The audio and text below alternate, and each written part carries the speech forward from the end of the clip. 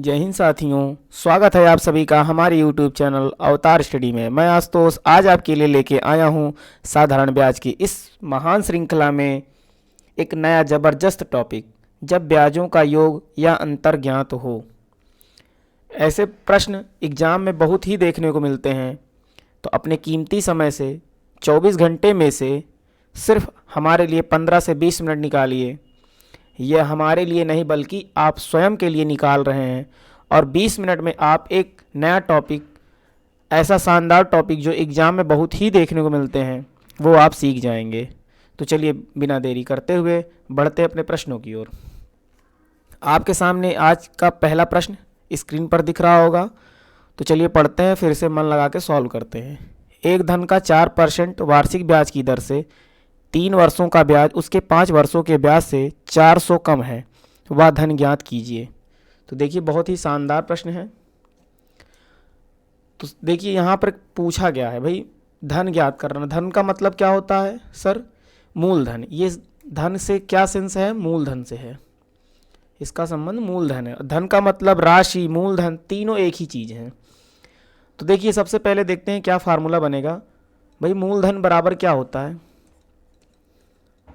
ब्याज गुणे 100 बटे दर गुणे समय। अब देखिए यहाँ पर क्या करना है। जब यहाँ पर ब्याज का अंतर दिया रहे और नीचे या तो दर का अंतर देगा या तो समय का अंतर। अब देखिए समझना क्या है, दर का अंतर, समय का अंतर। मतलब जैसे 4% वार्षिक ब्याज की दर से 3 वर्ष के ब्याज और 5 वर्ष के समय, 5 वर्ष के ब्याज। तो यानी देखिए दर क्या है, दोनों के लिए एक ही है, पर 3 वर्ष और 5 वर्ष। इसका मतलब हुआ दर समय में अंतर करना पड़ेगा। अगर मान लीजिए कि समय एक ही है, आगे एक सवाल मिलेगी आपको, उसमें समझ जाएंगे। समय एक है, दर अलग अलग है, तो सर आप दर का अंतर यहाँ करना पड़ेगा।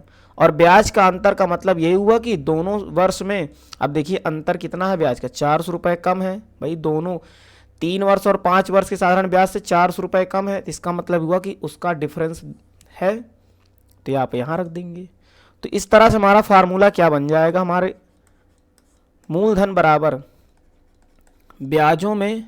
सर एग्जाम में आपको फार्मूला नहीं लिखना है, बस जल्दी से सॉल्व करना है, तो हम तो यहाँ समझाने के लिए आपको लिख रहे हैं। अगली सवाल से हम फार्मूला नहीं बल्कि डायरेक्ट आपको बता दिया करेंगे। तो दर, आपको दर रखना है, तो दर कितना है 4% गुणे समय कितना है। समय देखिए 2 है, एक 3 वर्ष और एक 5 वर्ष, और दोनों में कह रहा है 3 वर्ष और ब्याज उसके 5 वर्ष के ब्याज से 400 क्या है, कम है। इसका मतलब ये ब्याज का अंतर कितना हो जाएगा, 400।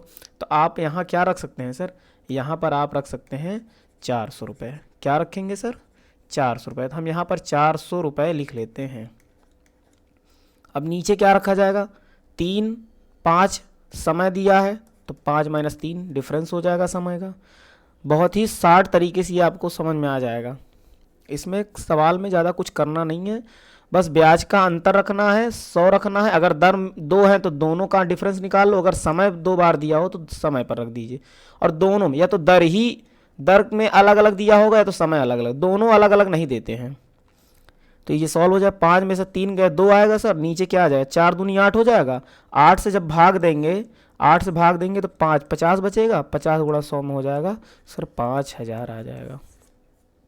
देखिए बहुत ही जल्दी से सवाल हमारी लग गई, बहुत ही शानदार तरीके से। भाई तरीका क्या है, ट्रिक क्या है, जब हम कोई नियम को बार बार प्रैक्टिस करके और डायरेक्ट उसे एक लाइन में सॉल्व कर लेते हैं तो हमारी ट्रिक बन जाती है। तो सर आप प्रैक्टिस के बिना कुछ नहीं होगा, ट्रिक भी काम नहीं आएगी। तो चलिए आगे बढ़ते हैं और सीखते हैं अगली सवाल।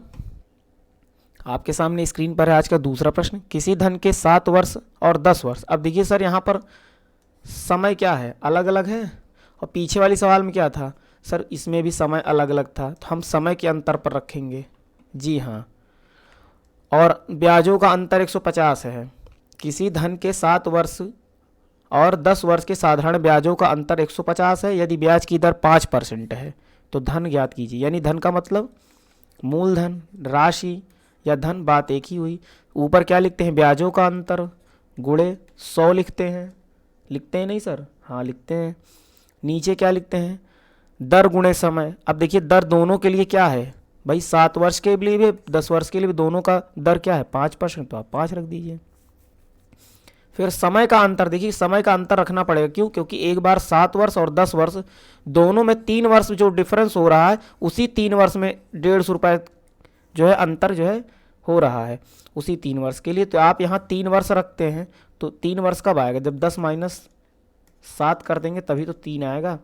चाहें तो आप 3 रख दीजिए डायरेक्ट, या तो 10 माइनस 7, बात एक ही है, समझने की बात है। 10 में से 7 गए 3 आएगा, 3 का गुणा जब 5 में होगा सर नीचे 15 आ जाएगा, क्या आएगा 15, और 15 से भाग देंगे 150 में तो कितना बचेगा 10, और 10 का गुणा जब 100 में होगा तो सर 1000 आएगा कि नहीं आएगा सर? आप तो कैलकुलेशन कर लेते हैं। जी हाँ बिल्कुल सर, हमें कैलकुलेशन तो आती है।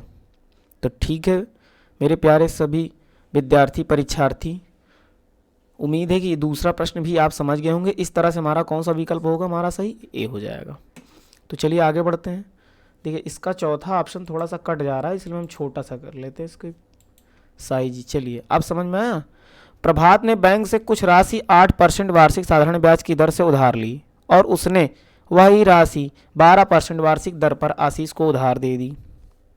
तदनुसार 12 वर्ष बाद उसे 960 का लाभ मिला हो तो मूल राशि कितनी थी? अब देखिए सर, अब की बार समय अलग अलग नहीं है, समय दोनों के लिए 12 वर्ष है लेकिन दर अलग अलग है। भाई एक व्यक्ति है प्रभात है, वो 8% स्वयं लेता है और जब दूसरे को दे देता है 12%, यानी 4% का मुनाफा कमाता है, वही 4% 960 रुपये कमा लेता है। तो चलिए मूल राशि निकालने के लिए आप क्या करना पड़ेगा, मूल राशि यानी मूलधन एक ही चीज़ है, राशि बराबर ब्याज, और ब्याज देखिए 960 का लाभ कमा रहा है ना, 8% और 12% में जो डिफरेंस आया 12 वर्ष के लिए वो कितना है 960 है, यानी ब्याजों का अंतर हो गया दोनों का, 8% पे ब्याज और 12% का जो डिफरेंस है वही तो 4% के लाभ के बराबर कमा रहा है सर। हाँ कमा रहा है, गुणे 100 कर दीजिए। नीचे क्या रखेंगे, दर गुणे समय। अब देखिए दर कितनी है, अब देखिए दर 2 है, 12% 8%, तो आप यहाँ 4% पर लाभ कमा रहे तो आप 4 लिख सकते हैं, या तो फिर 12 माइनस 8 कर दीजिए, बाद में 4 लिख लीजिएगा, कोई दिक्कत नहीं। एग्जाम हाल में आप डायरेक्ट 4 लिख दीजिएगा। समय कितना है दोनों के लिए 12 वर्ष। जी हाँ, तो 12 में से 8 गए सर कितना आएगा 4, और 4 का गुणा 12 में होगा तो 48, यानी नीचे सॉल्व करने पर 48 आता है, और 48 से कटेगा हमारा 96 तो 2 बार जाएगा और एक जीरो बढ़ जाए 20 आ जाएगा। 20 गुणा 100 में होगा तो कितना आ जाएगा सर 2000 रुपये आ जाएगा। हमारा कौन सा विकल्प सही होगा, हमारा सी नंबर का विकल्प सही हो जाएगा। उम्मीद है कि आप सभी परीक्षार्थी जो ये वीडियो देख रहे हैं और अपने कीमती समय से 15 से 20 मिनट का समय निकाल कर चैनल पर दे रहे हैं तो 100% आपका सिलेक्शन होना ही होना है, क्योंकि यहाँ पर हर टॉपिक का 20-25 मिनट का वीडियो आता है और अपने कीमती समय निकाल कर आप यहाँ दे रहे हैं तो सिलेक्शन होना ही होना है। और आप मैथ को, आप एक एक टॉपिक को क्रमबद्ध तरीके से सीख भी रहे हैं, तो बहुत बहुत आप सभी का धन्यवाद। तो चलिए बढ़ते हैं अगले प्रश्न की ओर। ये चौथा प्रश्न है, इसके बाद एक प्रश्न और कराया जाएगा जो आज का अंतिम प्रश्न होगा। एक व्यक्ति 4 पैसे प्रति रुपए की दर से आय कर देता है, वह पाता है कि ब्याज की दर 4% से घटकर 3.75 हो जाने पर उसकी शुद्ध वार्षिक आय 48 कम हो जाएगी, उसकी पूंजी कितनी है? सर सबसे पहले हम निकालेंगे क्या, देखिए टैक्स देने के बाद, भाई टैक्स देने के बाद उसकी पूंजी, उसकी शुद्ध वार्षिक आय जब घट जाती है 4 से 3.75 हो जाता है और 48 कम हो जाता है, पूंजी क्या है? तो सबसे पहले पूंजी की मतलब क्या है, शेष पूंजी तो निकाल लेते हैं। टैक्स देने के बाद सर, टैक्स देने के बाद हमारा जो है राशि कितनी बच रही है वो सबसे पहले निकालते हैं। ऐसा क्यों, अभी थोड़ा देर में, अभी अगली जब लाइन बताने लगेंगे तो आप समझ जाएंगे। तो सबसे पहले निकाल लेते हैं आय कर देने के बाद शेष राशि, आय कर देने के बाद शेष राशि। तो शेष राशि कितनी है हमारी, देखिए ब्याज लिखते हैं और डिफरेंस यहाँ पर ब्याजों का अंतर यानी कमी कितनी हो रही है 48 की, तो आप 48 लिख दीजिए, गुणे 100 कर दीजिए। देखिए दर 4 से 3.75 हो रहा है यानी कमी हो रही है, घट रहा है, तो 4 -3.75 करेंगे, दर कितनी है, आप यहाँ क्या रखेंगे, समय, दर तो मैंने रख दिया, समय। देखिए शुद्ध वार्षिक आय, भाई का बात हो रही 1 वर्ष की, तो हमने समय का क्या रख दिया सर, 1 वर्ष रख दिया। चलिए सॉल्व कर लेते हैं। 4 में से 3.75 गए, 48 गुणे 100 बटे 4 में से 3.75 घटेंगे तो 0.25 आएगा। जी हाँ आएगा, ये दशमलव है, गुणे 1। अब देखिए दशमलव हटाने के लिए 100 से ऊपर गुणा करने पड़ेगा और 100 से नीचे भी करना पड़ेगा। जब 100 से गुणा इसमें होगा तो ये सिर्फ 25 बन जाएगा, यानी इसका दशमलव हट जाएगा। कितना हो जाएगा सर, ऊपर बचेगा, ऊपर क्या बचेगा, ऊपर बचेगा 48 गुणे 100 गुणे 100, नीचे क्या बचेगा 25 गुणे 1। 100 तो इसमें चला गया, दशमलव हटा दिया उसने, 25 चौका 100, 48 गुणे 4 कितना आएगा सर 192, डबल जीरो बढ़ जाएगा, यानी हमारी शेष राशि कितनी है 19,200। अब देखिए यहाँ पहली लाइन में कहा एक व्यक्ति 4 पैसे प्रति रुपए की दर से आयकर देता है। टैक्स कितना दे रहा है सर, 1 रुपए पर 4 पैसे, यानी 1 रुपए का मतलब 100 पैसे, 1 रुपए पे 4 पैसे दे रहा है, इसका मतलब क्या है सर 4% दे रहा है। तो देखिए यहाँ पर लिखेंगे क्या, पूंजी का 4%, पूंजी का 4% अगर टैक्स में चला गया तो 96% बचा, और वही 96% ये है कि नहीं है सर, टैक्स देने के बाद शेष राशि हमारी इतनी बची थी, तो आप यहाँ लिख दे पूंजी का 96% बराबर 19,200 लिख सकते हैं। जी हाँ लिख सकते हैं, क्यों, क्योंकि 4% टैक्स देने के बाद हमारे पास राशि 19,200 की बची थी और ये 96% के बराबर, इसलिए पूंजी का 96% 19,200 बराबर हो जाएगा।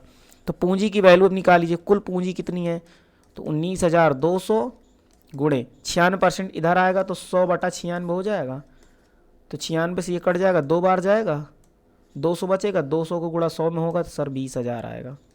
इस तरह से हमारा कौन सा विकल्प सही हो जाएगा, हमारा विकल्प सी सही हो जाएगा। उम्मीद है कि चौथा भी प्रश्न आपको समझ में आया होगा। अगर थोड़ी सी भी कमी रह गई है तो आप दोबारा वीडियो को देख लेंगे तो पूरी तरीके से आपका क्लियर हो जाएगा। बढ़ते हैं अगले प्रश्न की ओर। 2 बराबर राशियां क्रमशः 2 वर्ष और 3 वर्ष के लिए 8% प्रतिवर्ष साधारण ब्याज पर उधार ली गई। ब्याज में अंतर 56 था, उधार ली गई राशियां थी। तो चलिए देखते हैं सर, उधार ली गई राशि यानी मूलधन कितना है, मूलधन निकालना है। मूलधन बराबर ब्याजों का अंतर, लिखते नहीं सर, ब्याजों का अंतर गुणे 100 कर लेते हैं। नीचे क्या लिखते हैं, दर गुणे समय। सर यहाँ पर अगर समय 2 बार दिया हो तो समय का अंतर लिखते हैं, और अगर दर दिया हो दरों का अंतर लिखते हैं। तो यहाँ पर नीचे हम खुद से बना लेते हैं कि क्या चीज़ 2 बार दी गई है, और दोनों के लिए 8% है ब्याज दर, तो हम ब्याजों का अंतर 56 गुणे 100 कर लेते हैं, और दोनों के लिए दर क्या है 8% है, तो इसलिए 8 रख लेते हैं। समय में अंतर 2 - 3 डायरेक्ट रख देते हैं हम की बार, 3 - 2 मतलब 1 आएगा सर, आएगा कि नहीं सर, 8 सते 56 भाई, 8 एकम 8 हो जाएगा, नीचे तो 8 ही रहेगा, 8 से भाग देंगे 7 बार जाएगा, 7 गुणा 100 में हो जाएगा सर 700 आएगा। कि मेरे सभी परीक्षार्थी देखिए 700 आएगा कि नहीं आएगा, जी हाँ आएगा। तो चलिए इसका विकल्प हमारा कौन सा सही हो जाएगा, बी। कोई जल्दबाजी नहीं करना है, बहुत ही आसान तरीके सॉल्व होगा। अगर वीडियो थोड़ा सा कम समझ में आया तो वीडियो को दोबारा देखें। कोई एग्ज़ाम हाल में गलतियां नहीं करना है, और अगर प्रतिशत का वीडियो आपने नहीं देखा है तो थोड़ा सा साधारण ब्याज में समस्या हो सकती है। आप साधारण ब्याज देखने से पहले प्रतिशत का पूरा हमारे चैनल पर जाइए, प्लेलिस्ट में मैथ का प्लेलिस्ट बनाया गया मैथ के नाम से, वहाँ पर आप देखेंगे तो उसमें सबसे पहले देख लीजिए आप साधारण ब्याज नहीं, सबसे पहले आप देख लीजिए प्रतिशत, उसके बाद लाभ हानि पढ़ाया गया, उसके बाद साधारण ब्याज पढ़ाया गया है। तो बहुत ही क्रमबद्ध तरीके से पढ़ाया जा रहा है, आपको बहुत अच्छे समझ में आएगा। वीडियो को यहीं ओवर किया जाता है। धन्यवाद, जय हिंद।